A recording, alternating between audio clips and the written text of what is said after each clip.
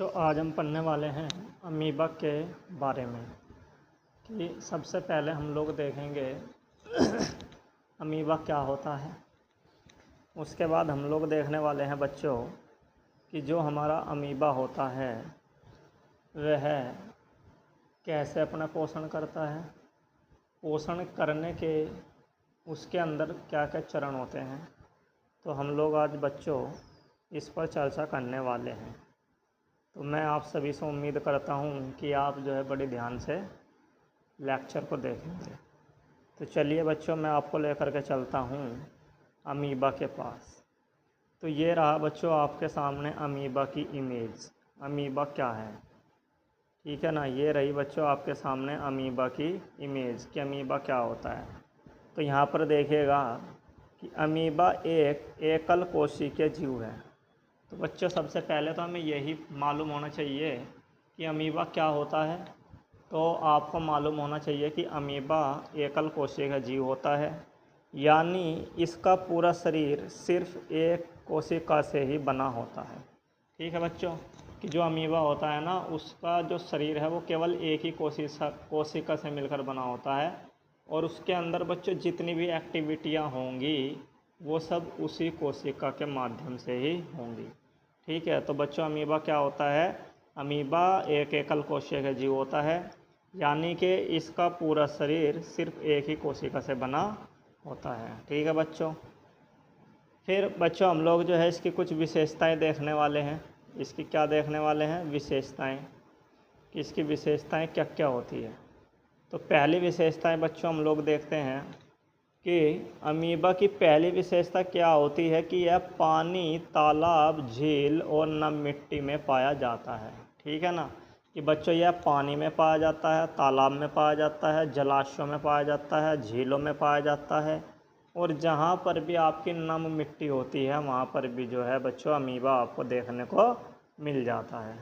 ठीक है, दूसरी विशेषता है बच्चों इसकी कि जो अमीबा होता है, अमीबा का कोई निश्चित आकार नहीं होता है, यह लगातार अपना आकार बदलता रहता है। ठीक है, दूसरी विशेषता बच्चों ये होती है अमीबा की कि जो अमीबा होता है ना वह लगातार अपनी आकृति को बदलता रहता है, इसका कोई भी आकार निश्चित नहीं होता है।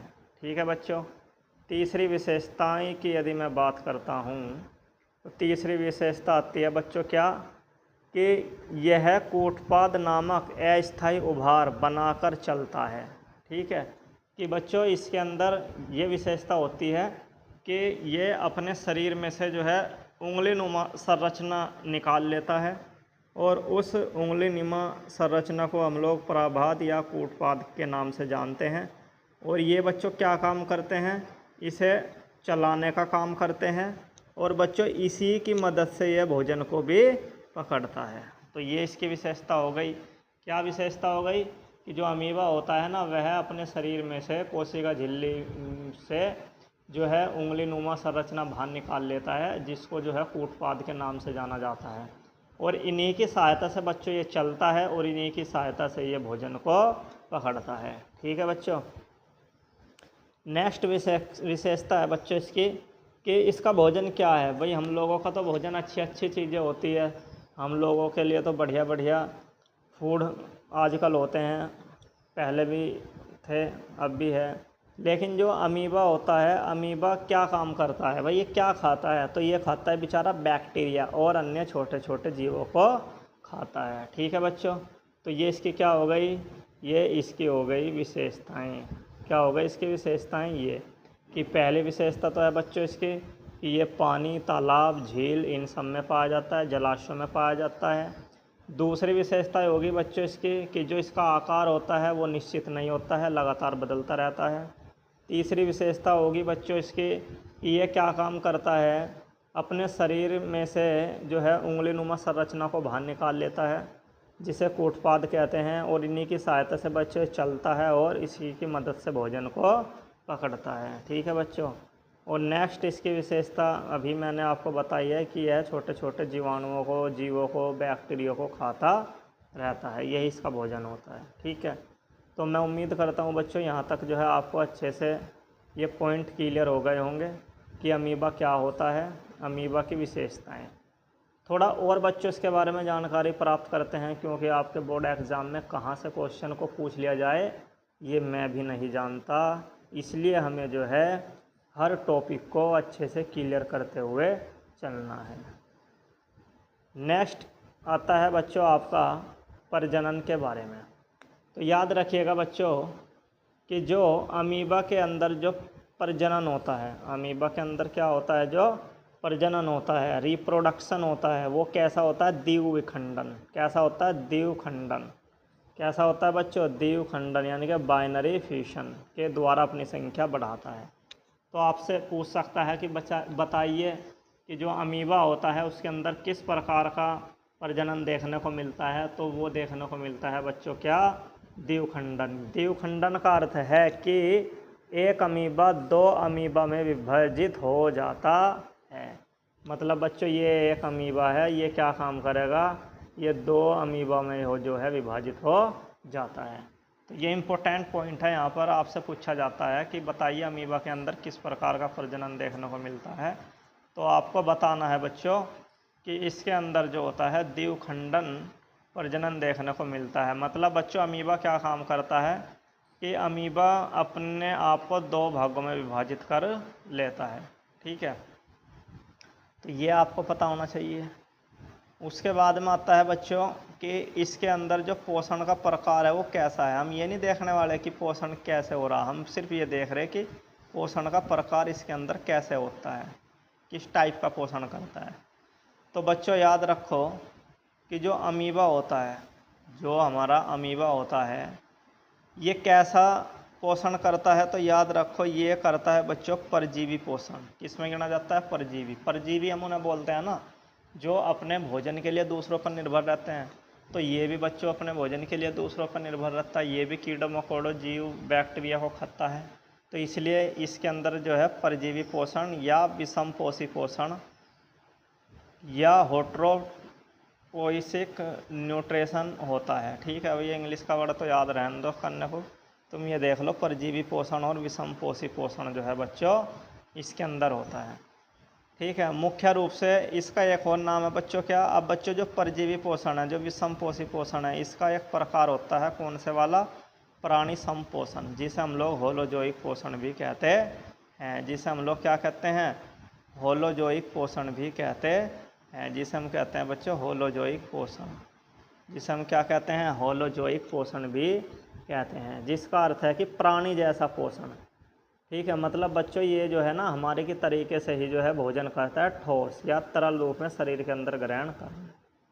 ठीक है, तो यहाँ से बच्चों ये फैक्ट्स आपके पेपर में पूछे जाते हैं। आपसे पूछ लेगा वो कि भाई जो अमीबा होता है बताइए उसके अंदर कैसा पोषण पाया जाता है, परजीवी पोषण। ठीक है, इसी को क्या देते हैं, विषमपोषी पोषण, इसी को क्या देते हैं। अब ये जो ये प्राणी संपोषण है किसका भाग है, ये इन्हीं का ही भाग है, तो ये भी दे सकता है। इसी को बच्चों हम लोग होलोजोइक पोषण भी कहते हैं। ठीक है, क्योंकि बच्चों इसके अंदर जो है ना प्राणी जैसा पोषण होता है। ठीक है, ये जो है इसके जो भोजन के पाचन की जो क्रिया होती है ना, पोषण की जो क्रिया होती है वो बिल्कुल प्राणी के समान होती है। कैसे होती है अभी हम लोग देखने वाले हैं। तो सबसे पहले बच्चों हम लोग देखते हैं इसका डायग्राम, कि डायग्राम क्या कहता है अमीबा का। ठीक है, तो ये देखिए अमीबा का ये डायग्राम जो है आपको नज़र आ रहा होगा कि ये जो है बच्चों क्या है, ये जो है बच्चों ये एक है अमीबा का डायग्राम। ठीक है, तो इस डायग्राम में बच्चों सबसे पहले आपको जो बात याद रखनी है वो ये याद रखनी है कि जो ये सबसे ऊपर की परत होती है इसको बोला जाता है कोशिका झिल्ली। ये क्या काम करती है बच्चों कि यह अमीबा की बाहरी पतली झिल्ली होती है, यह कोशिका की रक्षा करती है और पदार्थों के आने जाने को नियंत्रित करती है। ठीक है, तो मैंने बताया भी था आपको कोशिका झिल्ली क्या काम करती है, ये कि यह अमीबा के लिए सुरक्षा कवच का कार्य करती है। ठीक है, दूसरा पॉइंट बच्चों आपको याद रखना है, क्या याद रखना है कि बच्चों ये जो आपको इस टाइप की संरचना दिखाई दे रही है, इस टाइप की जो संरचनाएं दिखाई दे रही है, इन्हीं को बोला जाता है बच्चों क्या, कूटपाद। ठीक है, ये क्या काम करते हैं सर, कह रहा कि ये उंगली जैसे अस्थायी प्रक्षेप होते हैं, इनकी सहायता से अमीबा चलता है और भोजन को पकड़ता है। तो इनकी सहायता से ये अमीबा क्या काम करता है, चलता है और भोजन को पकड़ता है। ठीक है, हमने इसकी विशेषता में भी ये देखा था। उसके बाद में आते हैं बच्चों हम लोग कि ये जो हमें यहाँ पर ये लिक्विड चीज़ें दिखाई दे रही है, ये जो हमें दिखाई दे रहा है लिक्विड चीज़ें, इनको बच्चों बोला जाता है क्या, कोशिका द्रव्य। क्या बोला जाता है इनको, कोशिका द्रव्य। ये कोशिका द्रव्य क्या काम करती है बच्चों, तो यहाँ पर लिखा है कि सभी क्रियाएं यहीं संपन्न होती है। ठीक है, यह झिल्ली के अंदर पाए जाने वाला जेली जैसा द्रव होता है और सभी क्रियाएं बच्चों कहाँ पर संपन्न होती है, कोशिका द्रव्य में होती है। आपके सामने डायग्राम है, आप अच्छे से जो है इसको लाइन भी कर सकते हो, देख सकते हो, समझ सकते हो। बहुत ही आसान तरीके से हर एक बात को जो है क्लियर करने की कोशिश की गई है। ठीक है, आप लोग अच्छे से वीडियो को पॉज करके देख सकते हो, समझ सकते हो कि किस चीज़ का क्या काम है। ये जो बच्चों आपको दिखाई दे रहा है इसको बोलते हैं हम केंद्रक। सर ये क्या काम करता है, तो लिखा हुआ है बच्चों, यह है गोलाकार संरचना अमीबा की सभी गतिविधियों को नियंत्रित करती है तथा प्रजनन में सहायता करती है। अब उसके बाद में बच्चों आपको नज़र आ रहा होगा ये, ठीक है, ये क्या है सर, तो इसे बोलते हैं बच्चों क्या, खाद्य रिक्तिका। क्या बोलते हैं इसे, खाद्य रिक्तिका। और इसी का ही नाम होता है बच्चों भोजन रसधानी। ये क्या काम करती है, देखो क्या काम होता है इसका। कह रहा है यह भोजन को रखने की थैली होती है। क्या होती है, भोजन को रखने की थैली होती है। इसमें एंजाइम की सहायता से भोजन का पाचन होता है। ठीक है बच्चों, कि ये क्या होती है, खाद्य रिक्तिका होती है और इसके अंदर जो है भोजन रहता है और यहाँ पर भोजन जो है एंजाइम की सहायता से इसका पाचन होता है। ठीक है, अब बच्चों नेक्स्ट आती है आपकी, जिसको हम लोग बोलते हैं क्या, ये आपको दिखाई दे रही संरचना इस टाइप की, जी सर दिखाई दे रही है, इसको बोलते हैं बच्चों संकुचनशील रसधानी। क्या बोल देते हैं बच्चों इसको, संकुचनशील रसधानी। जी सर इसके अंदर क्या होता है, कह रहा बच्चों यह जल से भरी थैली होती है और यह अतिरिक्त जल अपशिष्ट पदार्थों को बाहर निकालती है और जल का संतुलन बनाए रखती है।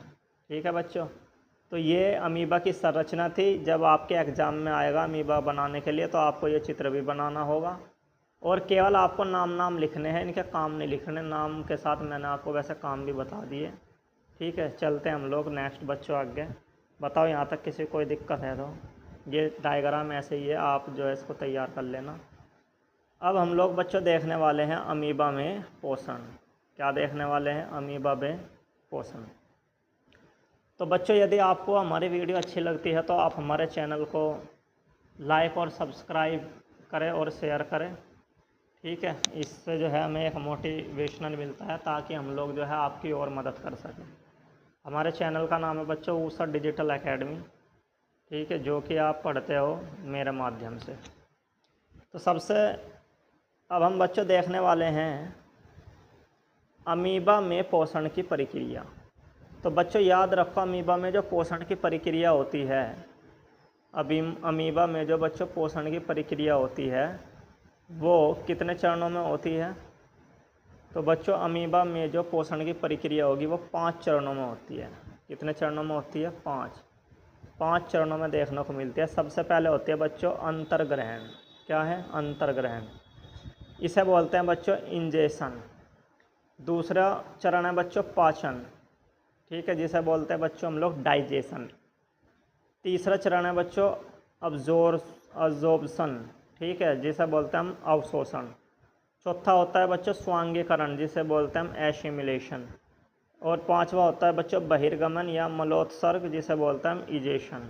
ठीक है, तो ये 5 चरण जो है पोषण की प्रक्रिया में अमीबा अपनाता है। सबसे पहले अंतर्ग्रहण होता है, दूसरे नंबर पे फिर पाचन, फिर तीसरे पर बच्चों होता है अवशोषण, चौथे पर होता है स्वांगीकरण या आत्मसात, फिर 5वें नंबर पर होता है बहिर्गमन यानी कि मलो उत्सर्ग।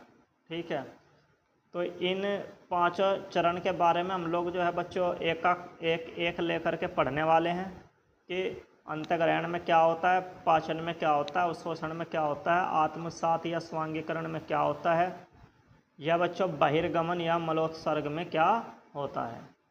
ठीक है, तो यहाँ पर देखो एक लाइन भी लिखी हुई है, अमीबा एक कोशिका जीव है जो अपने चारों ओर भोजन लेकर उसका पाचन करता है। तो कैसे पाचन करता है, उस पाचन के बच्चों 5 चरण हैं।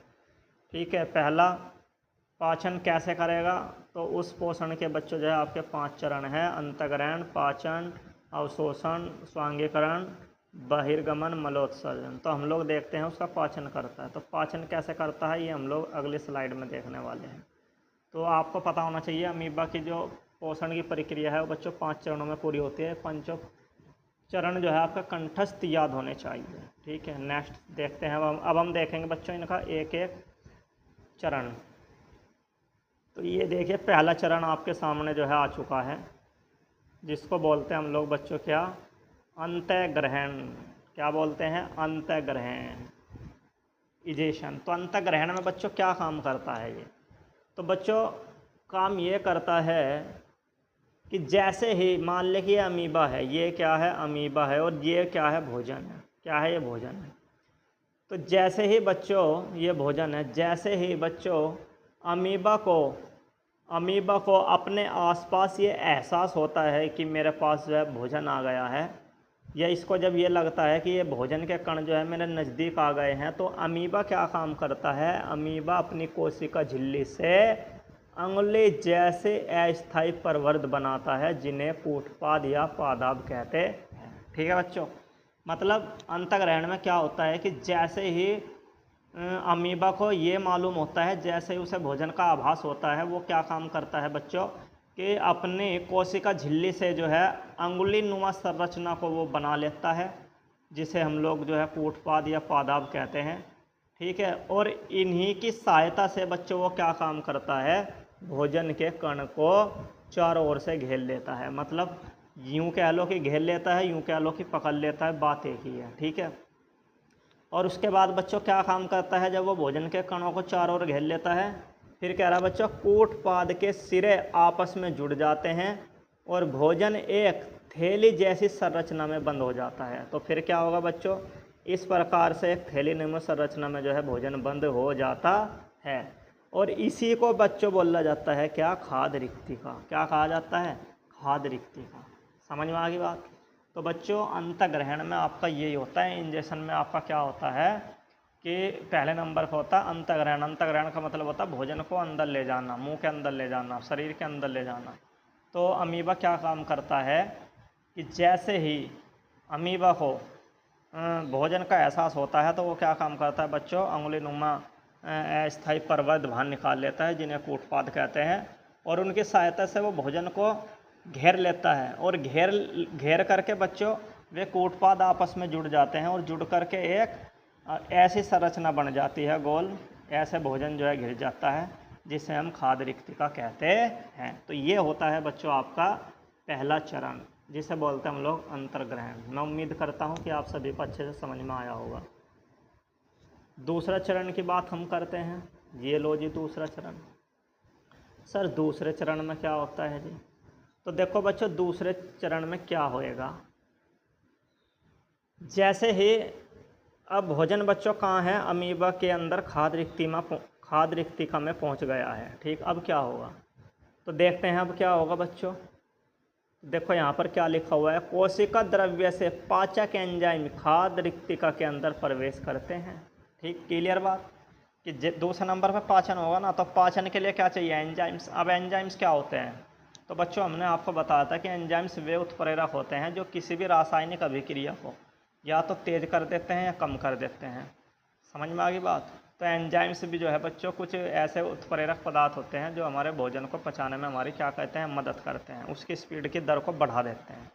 ठीक है, तो ये लिखा हुआ है कि जैसे ही बच्चों भोजन खाद्य रिक्तिका के अंदर आया, तो अब क्या होगा, तो बच्चों कोशिका द्रव्य से पाचक एंजाइम आएंगे, खाद्य रिक्तिका के अंदर प्रवेश करेंगे, और वहाँ पर करेंगे क्या भाई, वे एंजाइम्स।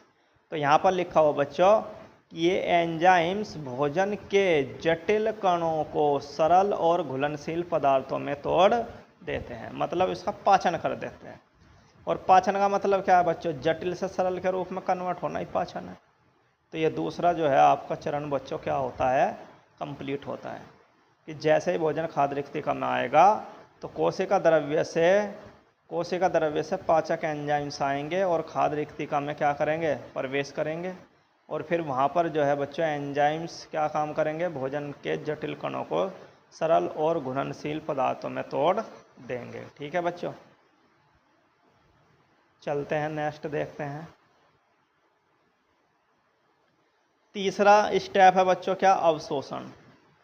अवशोषण का मतलब क्या होता है, अवशोषण का मतलब है कि जैसे ही भोजन पच जाएगा तो खाद्य रिक्तिका से सीधे कोशिका द्रव्य में पहुंचा दिया जाता है, यानी कि विसरित कर दिया जाता है। तो ये हो गया अवशोषण की अभिक्रिया कि भाई भोजन जो है पच चुका है, तो फिर क्या होगा, खाद्य रिक्तिका में ही पाचन हुआ। तो खाद्य रिक्तिका से जो क्या होता है, जो पचा हुआ भोजन है, जो भी उस भोजन से पोषक तत्व निकले हैं, जो भी वो पचा हुआ भोजन है, उसको सीधे कहाँ पर पहुँचा दिया जाता है, फिर बाद में कोशिका द्रव्य में ही पहुँचा दिया जाता है। और इसके लिए बच्चों कोई भी विशेष संवहन तंत्र की आवश्यकता नहीं होती है, बस डायरेक्ट ऐसे ही पहुँचा दिया जाता है। तो खाद्य रिक्तिका से जो है पचा हुआ भोजन था वो कहाँ पहुँच गया है, फिर से वो पहुँच गया है बच्चों कोशिका द्रव्य में। इसी का नाम है अवशोषण। अब क्या होगा बच्चों, अब होगा स्वांगीकरण, जिसे बोलते हैं एसिमिलेशन। अब बच्चों जो वो पचा हुआ भोजन है जो कि कोशिका द्रव्य में पहुंचा दिया गया है, अब उसका क्या होगा, तो बच्चों अब उस भोजन का उपयोग अमीबा द्वारा ऊर्जा प्राप्त करने, अपने आकार में वृद्धि करने और मरम्मत करने के लिए किया जाता है। इसी का नाम होता है स्वांगीकरण, एसिमिलेशन। कि जब हम अपने पचे हुए भोजन का इस्तेमाल, जो भी हमें उससे ऊर्जा मिली है, जब हम उसका इस्तेमाल अपनी शरीर के लिए करते हैं, ऊर्जा, आकार, वृद्धि, मरम्मत, इन सब के लिए करते हैं, तो वो कहलाता है क्या बच्चों, आपका एसिमिलेशन। तो ऐसे ही अमीबा क्या काम करता है, उस पचे हुए भोजन का प्रयोग जो है वो अपने शरीर की ऊर्जा, वृद्धि, आकार, इन सब के लिए करता है। इसी का नाम क्या है बच्चों, एसिमिलेशन होता है। नेक्स्ट चरण देखते हैं। नेक्स्ट चरण बच्चों क्या कहता है, ये नेक्स्ट चरण ये कहता है, क्या कहता है नेक्स्ट चरण, नेक्स्ट चरण ये कहता है कि बहिक्षेपण, जिसे बोलते हैं इजेशन। कि मतलब जैसे ही बच्चों क्या होगा, जब अपचित भोजन की मात्रा बढ़ जाती है तो शरीर की झिल्ली किसी भी स्थान से अचानक फट जाती है। मतलब बच्चों बहिक्षेपण में क्या होता है, अपशिष्ट पदार्थ जो है शरीर के अंदर से बाहर निकाले जाते हैं। तो अमीबा के अंदर बच्चों जैसे ही अपशिष्ट पदार्थ की मात्रा बढ़ जाती है तो शरीर की झिल्ली किसी भी स्थान से अचानक फट जाती है। अचानक क्या हो जाती है बच्चों, फट जाती है, अचानक फट जाती है। और इस फटे हुए भाग से अपचित यानी कि अपशिष्ट पदार्थ को शरीर से बाहर निकाल दिया जाता है। तो इस तरीके से बच्चों अमीबा जो है अपना कार्य करता है। तो ये था बच्चों अमीबा का 5वां चरण, अपशिष्ट पदार्थों को कैसे बाहर निकालता है। कि जैसे ही जो है इसके अंदर अपचित भोजन की मात्रा बढ़ जाती है तो इसके शरीर की जो कोशिका झिल्ली होती है वो किसी भी स्थान से फट जाती है, और फटने के बाद में जो अपचित अपशिष्ट पदार्थ है वो उसके शरीर से बाहर निकाल दिए जाते हैं। तो बच्चों वीडियो थोड़ी लंबी भी हो सकती है, वो इसलिए हो सकती है मुझे आपको समझाने में थोड़ा टाइम लग रहा है, ठीक है। तो इसलिए जो है मैं चाहता हूँ कि आपका एक एक कंसेप्ट क्लियर हो जाए। आप लोग वीडियो को पॉज कर करके जो है दोबारा देख करके समझ लेना और इसको अपनी नोटबुक में भी उतार लेना। ये देखो यहाँ पर बच्चों समझाने की कोशिश की गई है, समझाने की कोशिश की गई है, ठीक है। यहाँ पे भी जो है बच्चों क्या किया गया है, समझाने की आपको कोशिश की गई है। ये डायग्राम भी आपको बनाना है कि देखो सबसे पहले क्या काम करता है। जैसे ही अमीबा के पास जो है ये देखो भोजन है, जैसे ही अमीबा के पास भोजन के कण आते हैं तो वह क्या काम करता है, अपनी आकृति चेंज कर लेता है। ये देखो बच्चों आकृति चेंज कर ली, इनको बोला जाता है कूटपाद। फिर बच्चों क्या काम करता है तीसरे नंबर पर, कि उस भोजन को चारों ओर से घेर लेता है। ये देखो बच्चों चारों ओर से घेर लिया और एक थैलीनुमा संरचना बन गई जिसे बोला जाता है बच्चों खाद्य रिक्तिका। फिर खाद्य रिक्तिका में क्या होता है, इसका पाचन होता है बच्चों भोजन का। पाचन होने के बाद में फिर जो है इसको कोशिका द्रव्य में विसरित कर दिया जाता है, और फिर बच्चों इसका उपयोग अमीबा अपने शरीर के ऊर्जा वृद्धि विकास के लिए करता रहता है, और इस प्रकार से बच्चों जो है अमीबा में पोषण होता रहता है। तो बच्चों आई होप, मैं आपसे आशा करता हूं कि आप सभी को ये लेक्चर अच्छे से समझ आया होगा, यदि आपको वीडियो हमारी अच्छी लगी तो हम आपसे यही उम्मीद करते हैं कि आप हमारे चैनल को सब्सक्राइब करें। हमारे चैनल का नाम है बच्चों ऊषा डिजिटल एकेडमी। और बच्चों आप लोग जो है ये मेरे माध्यम से पढ़ते हैं, तो बच्चों आप लोग जो है मेहनत करते रहिए, ठीक है। हम भी जो है आपके साथ हैं। धन्यवाद।